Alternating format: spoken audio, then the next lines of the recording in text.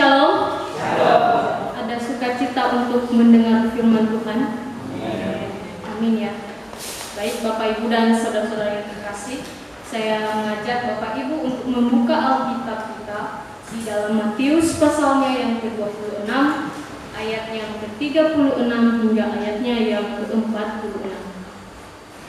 Sekali lagi Matius pasalnya yang ke-26, ayat ke-36 sampai ayat ke-46. Jika sudah mendapatkannya, saya mengajak Bapak Ibu dan saudara-saudara yang terkasih untuk membacanya secara silih berganti. Saya mulai di ayat ke-36, Bapak Ibu yang ke-37, kita bergantian hingga ayatnya yang ke-46. Di bawah perikop di Taman Getsemani. Maka sampailah Yesus bersama murid-muridnya ke suatu tempat yang bernama Getsemani. Lalu ia berkata kepada murid-muridnya, "Duduklah di sini, sementara aku pergi ke sana untuk berdoa." Dan ia membawa Petrus dan kedua anak Yesus bersama. Maka mulailah ia memasuki Petrus. Lalu katanya kepada mereka, "Hatiku sangat sedih, seperti mati rasanya. Tinggallah di sini dan berjaga-jagalah dengan aku." Maka ia maju sendiri, lalu ia sudah berdoa katanya, "Ya Bapakku, jikalau sekiranya mungkin, biarlah cawan ini berlalu daripada. Tetapi janganlah seperti yang aku kehendaki, melainkan seperti yang Engkau kehendaki." Setelah itu ia kembali kepada murid-muridnya itu dan mendapati mereka sedang tertidur. Dan ia berkata kepada Petrus, Tidakkah kamu sanggup berjaga-jaga 1 jam dengan aku? Berjaga-jagalah dan berdoalah, supaya kamu jangan jatuh dalam pencobaan. Orang yang menunggu kembali dari rumah. Lalu ia pergi untuk kedua kalinya dan berdoa katanya, "Ya Bapakku, jikalau cawan ini tidak mungkin lalu, kecuali apabila aku meminumnya, jadilah kehendak-Mu." Dan ketika ia kembali pulang, ia mendapati mereka sedang tidur, sebab mama mereka sudah datang. Ia membiarkan mereka di situ, lalu pergi dan berdoa untuk ketiga kalinya dan mengucapkan doa yang itu juga. Sesudah itu ia melakukan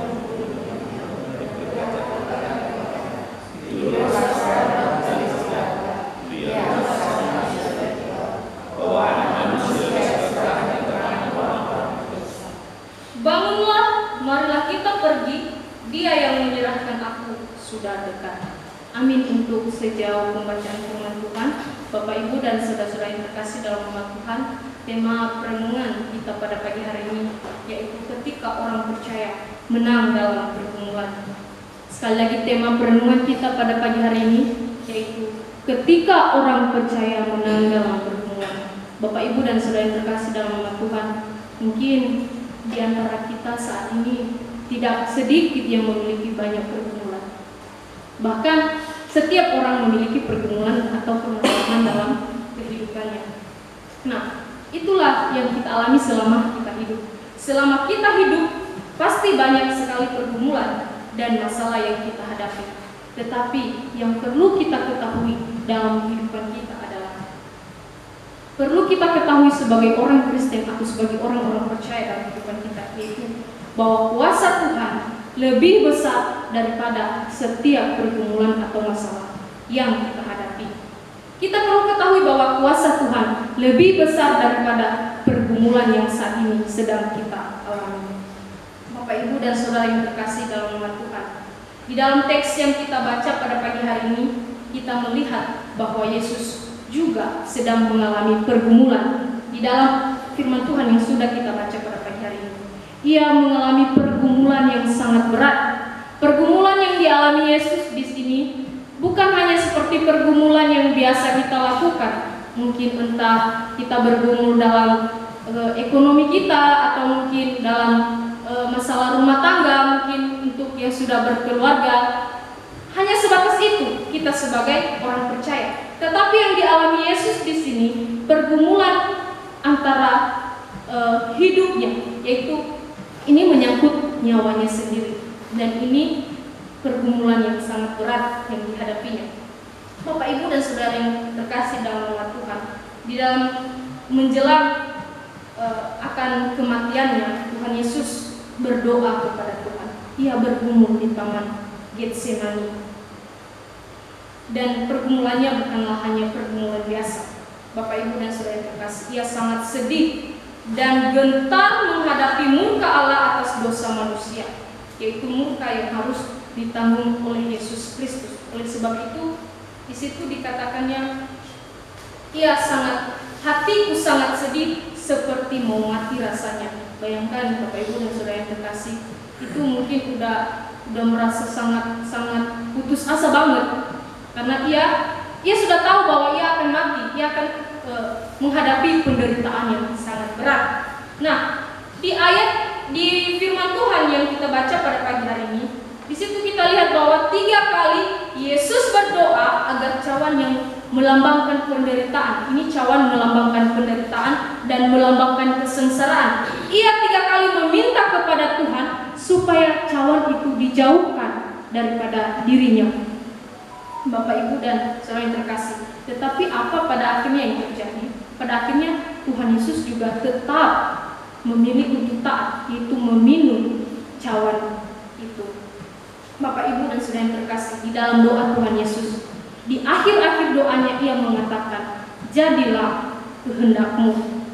Di sini kita bisa lihat bahwa Tuhan Yesus berdoa, tetapi ia tidak memaksa supaya doanya ini dikabulkan oleh Tuhan, tetapi ia tetap mengatakan bahwa sesuai dengan kehendak Tuhan, sesuai apa yang Tuhan kehendaki dalam dirinya. Dan yang Tuhan kehendaki dalam dirinya adalah ia menanggung penderitaan itu. Bapak, Ibu, dan Saudara yang terkasih dalam nama Tuhan, ini mungkin sesuatu yang sangat berat untuk dihadapi oleh Tuhan Yesus. Itu saat-saat yang sangat menegangkan. Itu Yesus meminta murid-muridnya untuk berdoa, tetapi apa yang mereka lakukan? Mereka malah justru tertidur. Ini mungkin sangat kontras. Masa biasanya kita kalau misalnya diperhadapkan dengan hal-hal yang seperti itu, kita sudah tahu akan terjadi sesuatu yang mungkin sangat menegangkan. Pasti kita tidak bisa tidur. Kita sebagai manusia pasti tidak bisa tidur. Tetapi apa yang kita lihat kepada murid-murid Tuhan Yesus, mereka yang bahkan tahu bahwa Tuhan Yesus ini akan diperhadapkan dengan penderitaan, mereka bukannya justru menjaga atau ikut berdoa kepada Tuhan Yesus, tetapi mereka malah tertidur. Bahkan 3 kali Tuhan Yesus mendatangi mereka, tetapi tetap saja mereka masih tidur. Nah, Bapak, Ibu, dan Saudara yang terkasih dalam Tuhan, Tuhan Yesus berkata kepada mereka, "Berjaga-jaga dan berdoa," tetapi muridnya masih tertidur di saat Tuhan Yesus sedang bergumul pada saat itu. Nah, Bapak, Ibu, dan Saudara yang terkasih dalam nama Tuhan, kisah di Taman Getsemani ini mengungkapkan bahwa betapa beratnya pergumulan yang dihadapi oleh Yesus. Saya sudah katakan tadi bahwa pergumulan Tuhan Yesus di sini bukanlah pergumulan yang saat ini mungkin sedang kita hadapi. Pergumulannya ini menyangkut nyawanya sendiri. Sebagai manusia, Yesus mengalami kesedihan dan ketakutan yang mendalam. Kalau kita bisa melihat di dalam ayatnya yang ke-37 hingga ayatnya yang ke-38 itu, ia mengatakan, di sini mengatakan, "Dan ia membawa Petrus dan kedua anak Zebedeus sertanya, maka mulailah ia merasa sedih dan gentar. Lalu katanya kepada mereka, 'Hatiku sangat sedih seperti mau mati rasanya.'" Bapak, Ibu, dan Saudara yang terkasih, bahkan ketakutan dan kesedihannya itu diungkapkannya dengan pernyataan seperti mau mati rasanya. Bapak, Ibu, dan Saudara yang terkasih, Tuhan Yesus ini yang sebelumnya adalah orang yang suka pergi berdoa menyendiri atau pergi berdoa sendiri, tetapi di sini ia mengajak murid-muridnya untuk menemani dia berdoa di Taman Getsemani. Ini membuktikan bahwa memang benar-benar ia sangat takut, ia sangat ketakutan pada waktu itu karena ia akan mengalami penderitaan. Bapak Ibu dan Saudara yang terkasih dalam nama Tuhan, ini mungkin juga pergumulan bagi kita ketika kita juga diperhadapkan dengan hal-hal yang seperti itu. Ini membuktikan bahwa bagaimana Yesus sangat ketakutan, tetapi dalam doanya pada akhirnya ia juga tetap melakukan kehendak Bapanya. Ia tetap melakukan kehendak Allah, yaitu meminum cawan yang melambangkan penderitaan itu.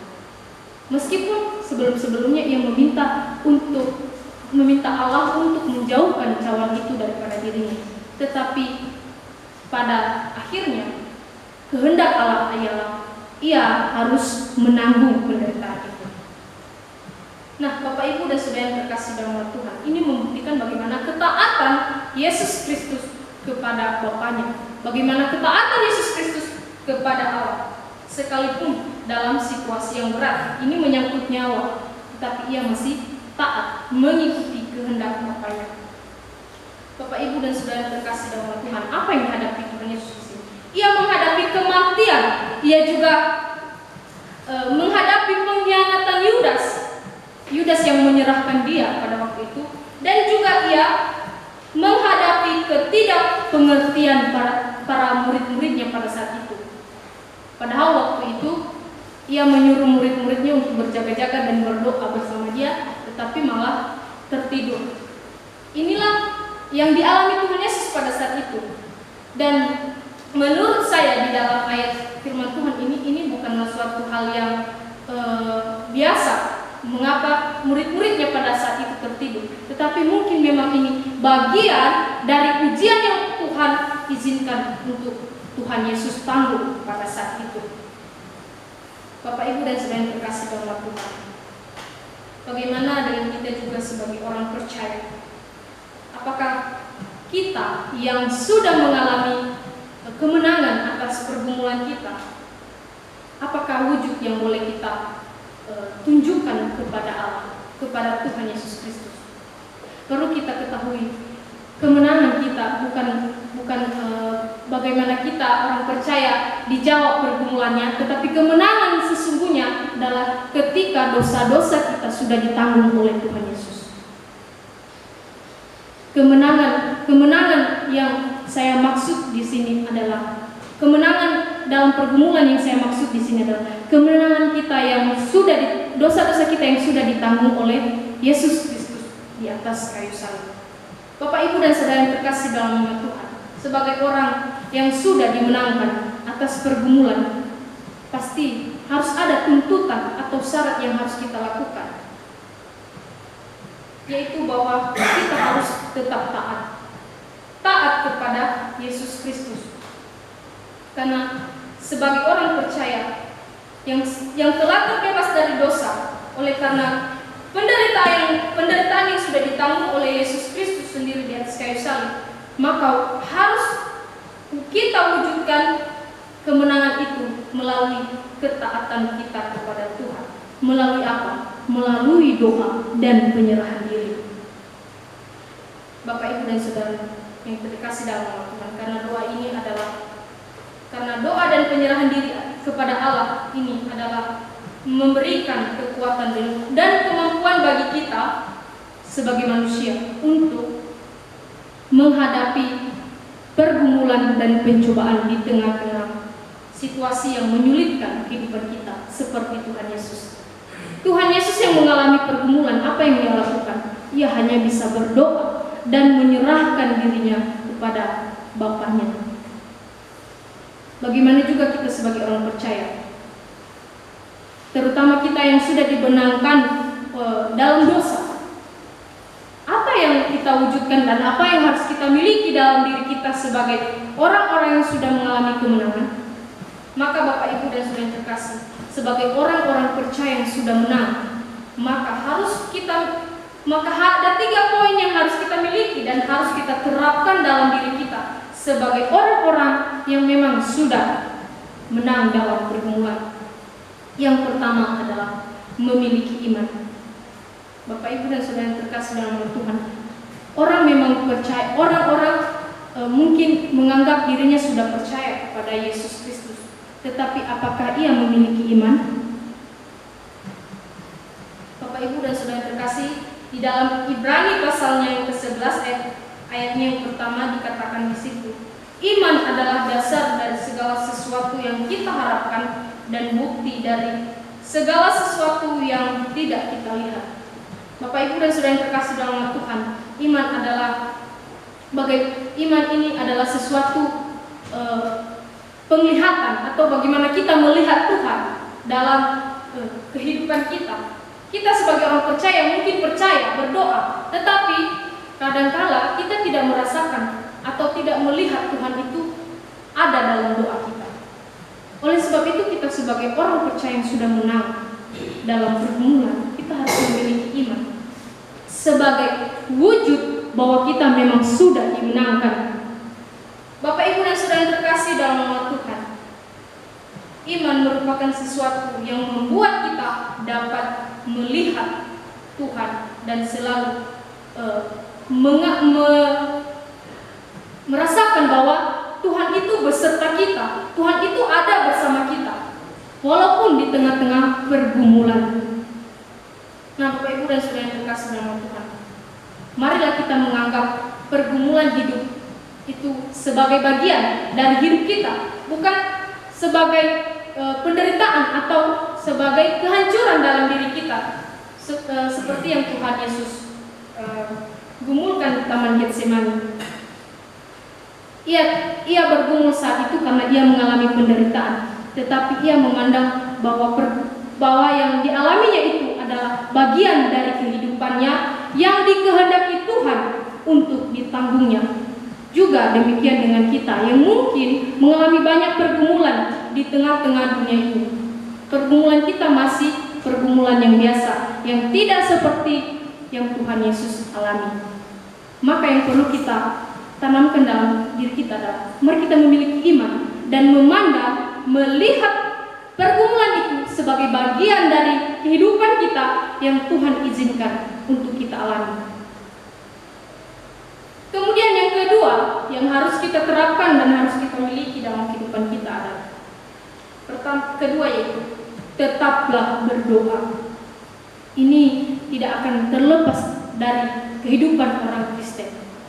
Orang-orang yang sudah percaya harus tetap berdoa. Ini sudah merupakan bagian dari kehidupan orang Kristen dan tuntutan bagi orang Kristen yang sudah mengambil keputusan untuk percaya dan mengikut Kristus. Di dalam Filipi pasal 4 ayatnya yang ke-6 dikatakannya, janganlah hendaknya kamu khawatir tentang apapun juga, tetapi nyatakanlah dalam segala hal keinginanmu kepada Allah dalam doa dan permohonan dengan ucapan syukur. Bapak Ibu dan Saudara yang terkasih dalam Tuhan, firman Tuhan yang mengatakan bahwa janganlah hendaknya kita khawatir, tetapi apapun yang kita alami, apapun yang sesuatu yang kita inginkan, yang kita harapkan, segala sesuatu itu kita tetap serahkan dalam doa. Karena dalam doa kita sedang melibatkan Tuhan dalam pergumulan hidup kita. Ketika kita berdoa, maka Tuhan bekerja atas hidup kita. Dalam doa kita juga kita mendapat kekuatan, dan di dalam doa kita mendapat hikmat daripada Tuhan. Bapak Ibu dan Saudara yang terkasih, Yesus yang mengalami pergumulan besar aja diberikan kekuatan oleh Tuhan untuk menghadapi penderitaan itu. Bagaimana dengan kita juga yang hanya mengalami penderitaan biasa yang tidak melampaui batas kemampuan kita? Apakah kita masih tetap putus asa di dalam pergumulan, ataukah kita menyerahkannya di dalam doa? Karena di dalam doa kita sedang melibatkan Tuhan dalam kehidupan kita. Kita sedang melibatkan Tuhan bekerja dalam kehidupan kita. Yesus yang sebelum ditangkap, ia hanya berdoa kepada Allah supaya ia diberikan kekuatan. Kemudian yang ketiga yang perlu kita terapkan dalam kehidupan kita sebagai orang-orang percaya dan wujud kemenangan kita atas pergumulan kita, yaitu tetap bersyukur. Di dalam 1 Tesalonika pasal yang ke-5 ayat yang ke-18, di situ dikatakan bahwa mengucap syukurlah di dalam segala hal, Sebab itulah yang dikehendaki Allah di dalam Kristus Yesus bagi kamu. Bapak, Ibu, dan saudara yang terkasih dalam Tuhan, tuntutan atas kemenangan kita dalam pergumulan adalah tetap bersyukur. Maka orang yang bersyukur adalah orang yang telah mendapat kemenangan.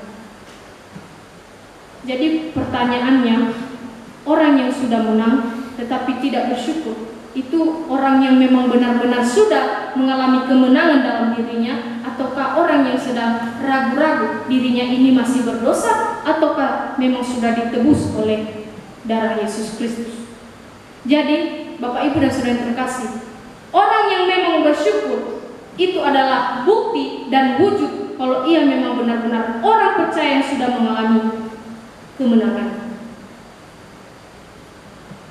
Oleh sebab itu Bapak, Ibu, dan saudara yang terkasih dalam Tuhan, penting bagi kita menyadari bahwa kemenangan kita yang sesungguhnya ialah bukan saat pergumulan kita dijawab, tetapi saat kita menyerahkan diri dan bersyukur atas setiap pergumulan yang kita alami itu bisa kita lewati dalam kehidupan kita.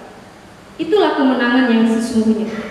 Kemenangan yang sesungguhnya bukan soal pergumulan kita hilang, pergumulan kita tadi sudah dijawab, pergumulan kita ini tadi sudah selesai, tetapi sesungguhnya kemenangan yang harus kita ketahui adalah, yang perlu kita sadar dalam diri kita adalah bahwa kita tetap melibatkan Tuhan dalam diri kita. Kita dikuatkan dalam menghadapi setiap pergumulan itu. Oleh sebab itu Bapak, Ibu, dan saudara yang terkasih dalam Tuhan, bagaimana kita mengucap syukur lewat doa yang kita sampaikan kepada Tuhan, begitu juga dengan begitu juga kita akan semakin dekat dengan Tuhan. Melalui ucapan syukur kita, maka kita juga akan semakin dekat dengan Tuhan, dan Tuhan bekerja atas kehidupan kita. Oleh sebab itu Bapak, Ibu, dan saudara yang terkasih dalam nama Tuhan, kesimpulan bagi kita pada pagi hari ini, oleh karena kita sebagai orang percaya yang sudah mendapat kemenangan, maka haruslah kita memiliki beberapa tadi sikap yang sudah saya katakan. Karena kita sudah mendapat kemenangan atas pergumulan hidup kita, maka kita perlu menerapkan yang ketiga hal ini dalam kehidupan kita. Yang pertama tadi, memiliki iman, dan yang kedua, tetaplah berdoa, dan yang ketiga, tetaplah bersyukur. Maka ketika orang percaya menang dalam pergumulan, yang harus ia wujudkan adalah ketiga hal ini. Amin. Untuk pemberitaan firman Tuhan, mari kita berdoa. Ya Tuhan, terima kasih untuk waktu yang boleh Tuhan izinkan bagi kami pada pagi hari ini.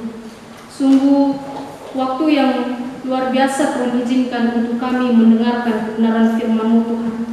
Biarlah kami orang-orang yang sudah dimenangkan dalam dosa, kami boleh menyerahkan diri sepenuhnya ke dalam tangan Tuhan.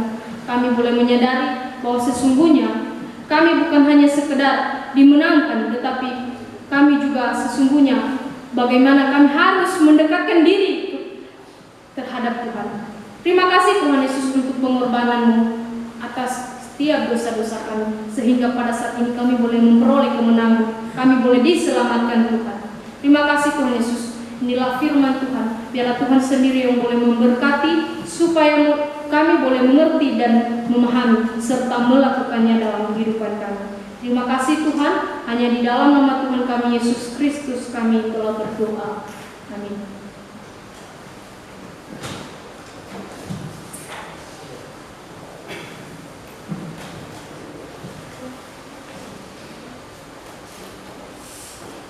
Saudara yang terkasih, sungguh sangat luar biasa firman Tuhan pada pagi hari ini. Kita sebagai orang percaya tahu siapa Tuhan Yesus. Dia Allah pribadi, tapi dia sendiri berserah kepada Bapa, tidak memaksakan kehendaknya, tetapi dia menyerahkan segala kuasa kepada kehendak Bapa. Seringkali kita sebagai anak-anak Tuhan, sebagai orang percaya, kita memaksakan kehendak, meminta segala keinginan kita kepada Tuhan. Kalau tidak dikabulkan, kita biasanya marah, ngambek, mutung. Itu yang terjadi. Sungguh luar biasa firman Tuhan pada pagi hari ini. Satu hal yang perlu kita garis bawahi adalah firman Tuhan, di mana yang Tuhan tekankan di sini adalah ayat 41, supaya setiap kita orang percaya, firman Tuhan mengatakan, berjaga-jagalah dan berdoalah, supaya kamu jangan jatuh ke dalam pencobaan. Nah, ini yang perlu kita garis bawahi. Seringkali kita masa bodoh gitu kan, menggampangkan, sehingga kita tidak tahu kalau kita mengalami segala pergumulan seakan-akan kita melakukan hal yang kesalahan, kita menyalahkan Tuhan. Nah, seperti itu. Saudara yang terkasih, oleh sebab itu marilah kita sambut firman Tuhan ini dengan bangkit berdiri. Kita akan satu pujian, ikuti kau saja. Kita ambil dari Mazmur 300. Kita pujikan